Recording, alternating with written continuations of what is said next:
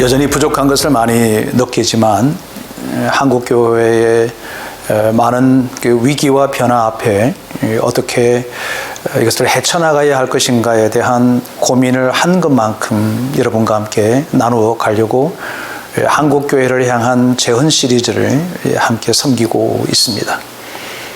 지금 이 시대에는 온라인이냐 오프라인이냐 이렇게 구분되어져서 이것이 옳고 저것이 그르다 이렇게 얘기하기에는 이미 그 한계치를 벗어났습니다. 어떻게 보면 지금은 온라인도 오프라인도 이것을 함축해내는 온라인이라고 하는 공간으로 우리 교회가 이동해 가야 되지 않을까라고 하는 생각을 조심스럽게 하게 됩니다. 그래서 오늘 제3탄 시리즈는 제4의 공간으로서의 교회라고 하는 이런 주제를 갖고 여러분과 함께 잠시 고민해 가려고 합니다. 온라인입니다. 제4의 공간적 개념이라고 하는 것을 여러분에게 소개해 드리려고 합니다. 특히 우리 한국교회는 이제 오프라인 체제에서 간간히 이제 교회 홈페이지나 웹사이트를 통하여 또 때로는 그 유튜브 TV를 통해서 많은 교우들에게 우리 목회자들의 설교와 예배 현황을 중계해 오고 있었습니다. 그래서 점진적으로 온라인에서의 어떤 사역들이 조금씩 확대되어져 가고 있는 와중에 이 코로나19라고 하는 이 엄청난 재앙이 우리 사회 속에 온 지구촌 위에 팽배해지면서 이 비중도가 온라인에서 오프라인, 오프라인에서 온라인으로의 비중도가 점점 더 커져 가고 있습니다. 더더욱이 이제는 교회의 집합금지명령이라고 하는 이 어처구니 없는 법적인 제재를 통해서 교회의 회집이 불가능하게 되어짐으로 인해서 온라인이라고 하는 부분이 훨씬 더 커져 가고 있습니다. 여러분, 온라인이라고 하는 것은 온라인과 오프라인 그리고 4D의 스페이스를 함께 함축해 나가는 이것을 함께 해나가는 것을 온라인이라고 합니다. 여러분, 이 4D 스페이스라고 하는 것은 예배 현상과 또 교회 교육이나 이런 제반적인 교회적 상황 전체를 4D 프로그램으로 이것을 입체화함으로 우리 다음 세대들에게 특별히 교육부에 관련되는 사역들에 있어서 굉장히 중요한 영역이 되어져 가므로 교회는 온라인과 오프라인 그리고 4D 스페이스 확충이라고 하는 제4의 공간에 대한 것을 고민하지 않을 수가 없다라고 하는 것입니다. 발빠르게 이것에 대한 대응들을 해나가야 할 것으로 그렇게 생각되어집니다. 여러분, 지금 이 표는 어떠한 기간에서 우리 한국교회 현상에 대해서 지난 4월과 7월에 걸쳐서 이미 또 10월에도 발표된 것으로 알고 있습니다만 과거 지나져 있는 지난 데이터지만 여러분 함께 잠깐 살펴보는 것은 우리가 미래로 또 제4의 공간적 개념이 얼마나 중요한가를 우리가 함께 알 수 있지 않을까라고 생각합니다.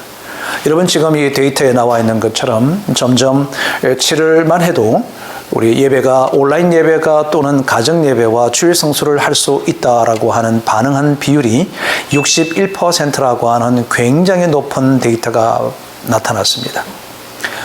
더 우리가 고민스러운 것은 우리 교회의 중직자들이 이 주일 성수에 대한 의견을 물었는 것에 대한 답변은 온라인과 가정 예배로도 주일 성수를 할 수 있다라고 생각하는 비율이 60% 거의 비슷한 통계 수치를 볼 수가 있습니다. 이것은 우리에게 의미하는 바가 굉장히 큽니다. 우리 한국 교회는 전통적으로 오프라인 예배를 예배라고 이렇게 규정되어져 있는 것에 반하여 지금 시대적인 상황과 요청 자체가 이 온라인이라고 하는 예배로 우리에게 점점 강하게 다가오고 있다는 사실을 우리가 주목해 볼 필요가 있습니다. 그러므로 이제는 교회가 그 개념이 바뀌어졌습니다. 여러분, 제4의 공간적 교회라고 하는 것에 대한 교회 개념을 세 가지로 나뉘어 볼 수가 있는데 첫 번째는 공동체라고 하는 인식의 전환이 되어야 한다라고 하는 것입니다. 교회는 하나님이 불러낸 사람들의 모임이라는 에클레시아를 근간에 두고 있습니다. 하나님의 성전이다. 하나님의 전이다. 주님의 몸이다. 이렇게 우리는 규정했고 그렇게 존중하게 왔습니다. 그런데 시대가 거듭되어져 갈수록 이 교회에 대한 생각들이 많이 바뀌어져 왔습니다. 이제는 교회는 커뮤니티를 형성해내는 모임과 릴레이션십을 형성하는 관계라고 하는 이 두 가지의 축이 교회의 중요한 역할을 감당하게 되어져 갔다라고 하는 것입니다. 그러다 보니까 이 모임과 관계를 형성해낼 수 있는 곳이라고 한다면 그것은 가상적 현실이든 또한 온라인 상태든 웹사이트든 어느 것이든지 가능할 수 있다라고 하는 것입니다. 직접적인 성도들의 대면이나 모임이 어려워지는 상태에서는 온라인 상에서라도 화상으로도 대면이 이루어지고 모임이 이루어져야 된다는 생각들을 갖게 되는 거죠. 반면에 우리는 또 다른 하나의 위기를 우리는 맞이하게 됩니다. 교회가 이 온라인 상에서의 교제권이 형성되어져 있는 성도들은 그나마 관리도 괜찮고 그들이 예배에 대한 점검도 되고 신앙의 성숙과 점검이 용이한 반면에 소외계층들이 생기기 시작했죠. 교회 연령이나 가정 형편이 어려워서 온라인 상태를 진행할 수가 없는 이런 성도들에게 우리는 어떻게 대응하고 대처해 가야 될 것인가를 고민하지 않을 수가 없습니다. 특히나 이제 코로나 블루라고 하는 것들이 생겨지기 시작하면서 사람들이 대인 기피가 형성이 되어지고 자기 분열 정세도 생겨지고 자살률이 급증해 가고 있다라고 합니다. 이런 것에 대해서 우리가 돌보고 관심과 섬김의 중요성이 드러날 이때에 우리가 필요한 것이 있습니다. 그것은 바로 멘토링 목회라고 하는 것입니다. 여러분, 멘토링 목회라고 하는 것은 그저 우리가 일상적으로 생각하는 그냥 단순한 멘토를 형성하는 것을 훨씬 뛰어넘어 멘토적 개념과 목회적 개념의 결합체라고 하는 것입니다. 이제 새로운 교회, 새로운 시대에 새로운 교회가 와야 한다라고 하는 대전제 앞에 있다고 한다면 교회의 속성 하나가 공동체라고 하는 것을 우리가 잊지 않아야 할 것 같다는 것입니다. 두 번째, 교회는 공적인 역할을 감당해내는 그런 기관이 교회라고 합니다. 여러분, 구약 성경은 가정이라고 하는 공동체를 만드셨고 이 신약은 교회라고 하는 공동체를 만들었습니다. 그런데 이 교회는 지역사회 속에 교회가 존재하게 됐던 배경은 그 교회가 이제는 공적인 역할을 감당해내어야 하기 때문에 지역 속에 교회를 세운 거죠. 그래서 교회를 지역교회라 이렇게 얘기합니다. 여러분, 지역교회라고 하는 것 자체가 이미 벌써 지역 속의 공적인 역할을 감당해 가야 한다라고 하는 것을 함의하고 있지 않습니까? 저희 연구소 근처에도 교회들이 있습니다. 그런데 안타깝게도 주변에 있는 많은 교회들이 지역과는 그다지 큰 관계가 전혀 없는 것 같습니다. 그저 그냥 교회로 덩그러니 존재하는 것 같습니다. 이 교회가 이곳에 왜 있어야 될까라고 하는 궁금증을 연구소장인 저도 가지게 되고 주변의 사람들도 어쩌면 그렇게 생각할 수 있지 않을까 생각합니다. 왜 그런 현상이 생겼을까? 교회가 마땅히 공적인 역할을 해야 되는 것을 넉넉히 감당하지 못한 결과가 아닐까? 조심스럽게 이렇게 생각을 해보는 것입니다. 많은 기업들이 CSR 활동을 합니다. 그것은 지속 가능 성장이라고 하기도 하고 국가적으로 또 내지는 나라를 넘어 글로벌적으로 모든 기업들과 환경을 보존한다라고 하는 대전제하에 CSR 활동을 많이 강조하고 있고 그것을 수행하지 않으면 앞으로는 수출이 불가능한 그런 시대로 도래되어져 있습니다. 그렇다면 교회도 지속 가능 성장을 하기 위해서도 교회의 사회적 책임이라고 하는 책임성을 우리가 결코 잃어버리지 않아야 되지 않을까라고 하는 것입니다. 최근에 1년의 이 코로나19가 한국 사회에 큰 파장을 몰고 왔을 때 그 중심축에 교회가 있다라고 많은 사람들이 지탄합니다. 어떻게 보면 그것은 또 하나의 교회가 책임성을 함께 함의하고 생각해야 되는 굉장히 중요한 도전이라고 저는 여겨집니다. 그런 맥락에서 본다면 여러분, 교회는 새로운 시민의식이 창출되어야 될 것 같고 또한 우리가 방역 이상의 활동들인 적극적인 봉사로 지역사회에 우리가 방역 봉사를 하는 것도 교회가 하면 어떨까라고 하는 생각을 갖습니다. 아이들이 공부할 때에 스터디 카페들이 다들 문 닫고 9시 이전에 이후로는 출입이 금지당했습니다. 그럴 때 교회는 덩그러니 빈 공간이 가득합니다. 얼마 전 한 목사님과 함께 대화하는 중에 이 교회가 4층도 비고 2층도 비고 3층도 빈다고 합니다. 이제는 예배당도 비어 있다고 합니다. 앞으로 여러분, 이런 팬데믹이 끝나게 되더라도 예배당 정도만 쓰여지지 중그룹과 소그룹의 모임은 거의 이루어질 가능성이 점점점 옅어지고 있다고 생각하지 않을까요? 이럴 때 우리는 해야 될 것이 뭘까? 여러분, 이제는 교회는 우리들만이 모여지는 그런 공간이 아니라 이제는 공적인 역할을 감당하는 제4의 공간으로 발전해 가야 되지 않을까 생각합니다. 세 번째 교회의 변화는 실천적 공동체로 바뀌어져야 된다고 하는 것입니다. 여러분, 실천적 공동체라고 하는 것이 뭘까요? 아주 간단히 말씀을 드리면 실천적 공동체는 지역의 문화를 바꿔내는데 필요한 것을 공급하는 공동체가 되어야 된다고 하는 것입니다.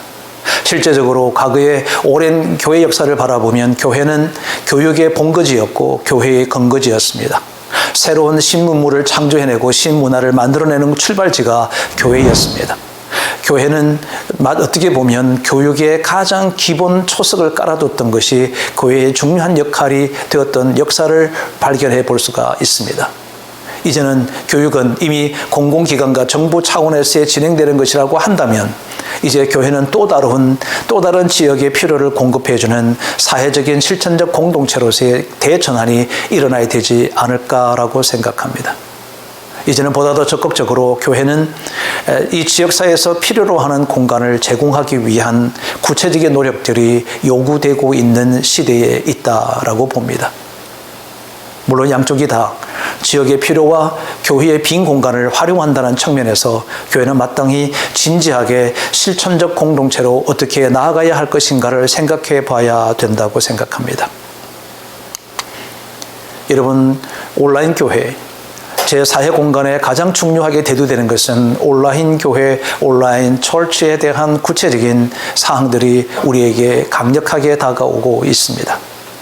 지금 여기에서 장표를 보다시피 온라인 교회의 발전 과정은 1980년대부터 이미 시작되어져 왔습니다. 이제 급기야 최근에는 SNS 시대라고 감히 얘기할 정도로 유튜브 TV로도 수많은 교회들이 등장하고 대두하고 있습니다. 저 역시도 이제 SNS와 유튜브 TV로 여러분과 함께 소통해 가고 있는 것을 보면 이제 이후로는 더더욱이 이러한 SNS 내지는 이런 TV, 유튜브 TV나 이런 사회적인 소셜 미디어를 통하여 모든 성도들에게 다가서야 되는 유일한 통로가 될 가능성이 매우 높습니다. 저는 우려하는 것은 과연 이런 상태로 계속되어져 간다면 건물인 교회들이 과연 얼마나 필요할까라고 하는 이런 필요성들에 대한 의문점을 가지지 않을 수가 없게 된다라고 하는 것입니다. 이제는 교회론이 새롭게 바뀌어지고 교회관이 바뀌어지고 교회의 개념 자체가 엄청난 변화를 이루어가고 있다라고 하는 것에 우리가 결코 놓쳐서는 안 될 것 같습니다. 공간의 개념 또한 이제는 완전히 바뀌어져 갔습니다. 많은 사람들은 제1의 공간은 집이라고 얘기하고 제2의 공간은 일터, 직장이라고 얘기합니다. 때로는 학교가 되기도 하겠죠. 제3의 공간은 우리 한국 사회에 20년 전 정도의 카페 문화가 형성되어 시작하면서 많은 사람들이 제3의 공간으로 사람과 사람을 대면하고 직면하고 있습니다. 그런데 여러분, 지금 시대는 카페조차도 사람들이 머물 수 없는 그런 공간으로 그렇게 바뀌어져 있습니다. 그렇다면 교회는 어떻게 해야 될까라고 하는 것입니다. 여러분, 교회는 그 들어오는 문을 활짝 여셔야 되지 않을까요? 사람들이 제3의 공간으로 교회의 공간을 쓸 수만 있다면 우리는 교회가 중요한 역할을 감당해낼 수 있을 것이라고 생각합니다. 이것이 제3의 공간에 대한 여러분 앞에서 제안드리고자 하는 내용 중에 하나이기도 합니다. 이것은 제7탄에서 아주 구체적으로 함께 다뤄가도록 하려고 합니다. 제4의 공간은 온라인과 오프라인 그리고 가상 공간으로 우리 성도들과 함께 소통해야 되는 공간의 이동을 제4의 공간적 개념이라고 하는 것입니다. 여러분, 이미 많은 교회들이 점점 이 가상적 공간으로서의 아이들의 다음 세대를 위한 교육적인 프로그램들이 계속 개발되고 있습니다. 왜 그럴까? 다음 세대는 결코 이 오프라인에서 주어지는 학습하는 방법들에 대해서는 별로 큰 관심을 주지 않을 가능성이 매우 높습니다. 1년, 2년, 3년 동안 가상적 시나리오 안에 들어와서 그곳에서 교육을 받았던 그 세대들은 이제는 가상적 공간에서의 영적인 교육도 요구되지 않을까 이렇게 생각하고 있습니다. 아픔이지만 현실이라고 하는 것입니다. 온라인 철치의 미국의 구체적인 예들을 여러분이 참고했으면 좋겠다라고 생각합니다. 여기에서 소개되는 온라인 철치는 오프라인 처치가 있는 상태에서 온라인을 운영하는 것이 아니라 전적으로 온라인 안에서만 교회가 진행되는 교회를 여러분에게 소개해 드린 것입니다. 여러분이 온라인 처치에 대한 관심이 있는 분들은 이런 교회들을 충분히 조사하고 연구해 보는 것이 여러분에게 참 도움이 되지 않을까라고 생각합니다. 여러분, 제가 이 장표에서 여러분들에게 도전하고 싶어 하는 것이 하나 있습니다.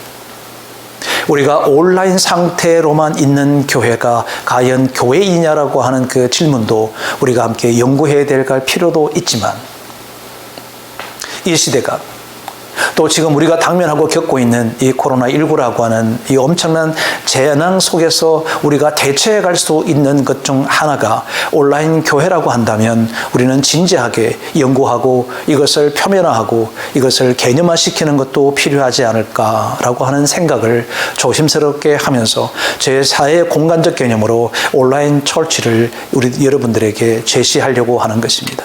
이제 한국 교회도 온라인 처치의 필요성들이 절감하고 있습니다. 또 절감되고 있습니다. 그러므로 각 교회들마다 구체적인 온라인 처치에 대한 그런 구체적인 연구들을 해 가셨으면 하는 마음 간절합니다. 특별히 가장 현재 대표적으로 온라인 처치를 운영하고 있는 라이프 처치 TV를 여러분이 한번 주목해 보시면 이 온라인상에서 많은 일들이 일어나고 있습니다. 어떤 일이 일어나느냐고요? 온라인상에서 온라인 처치 안에서 교회의 5대 기능들이 원활하게 이루어지고 있다고 하는 것입니다. 바깥을 나가는 것이, 사회적인 환경에 함께 몰입되는 것이, 교회까지 구체적으로 나아가야 되는, 그렇게 가야 되는 그런 필요성과 효율성의 문제들, 편의주의에 대한 문제들, 이런 사회적인 현상에 대한 여러 가지 불편한 이런 현상들에 대한 대응책으로 우리는 온라인 처치를 해야 한다. 저는 그렇게 생각하지 않습니다. 그런 대처 효과로 온라인 처치를 하는 것이 아니라, 편의를 도모해 주기 위해서 온라인 처치를 해야 되는 것이 아니라, 이 시대 사람들에게 복음을 전파하기 위하여, 이 시대를 살고 있는 사람들에게 복음이 나누어지기 위하여 우리는 온라인 처치를 해야만 한다라고 하는 것입니다. 이미 이 온라인 처치인 라이프 처치는 이미 오클라호마주의 10개, 아리조나, 플로리다, 뉴욕, 테니스, 텍사스주의 13개, 2016년도까지 26개의 캠퍼스 처치로 발전해 가 있습니다. 이게 온라인 처치의 위대한 위력이라고 하는 것입니다. 저는 여러분, 이 점에서 우리 제4의 공간적 교회로 발전해가는 우리 한국 교회에게 이렇게 덧붙여서 제안을 드리고 싶습니다. 어떻게 보면 이제는 교육관이 큰 의미가 없어질 가능성이 매우 높은 이때에 이제 각 교회는 그 지역의 방송으로 이어질 수 있는 방송국이 설립되어야 되지 않을까. 조심스럽게 그렇게 되어질 것에 대한 전망을 해보고 싶습니다.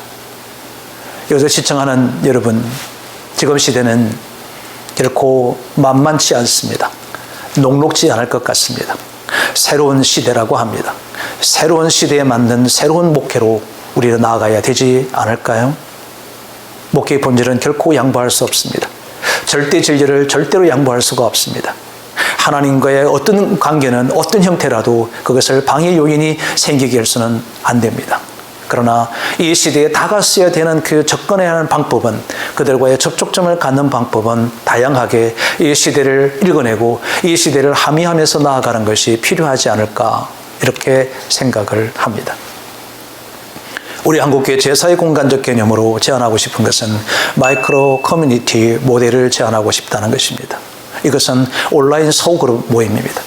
어떤 한 교회에서 제게 이런 시대에서 어떻게 전도해야 되는지에 대해서 궁금해서 제게 질문을 했습니다. 제가 하나밖에 답이 없다고 그랬습니다.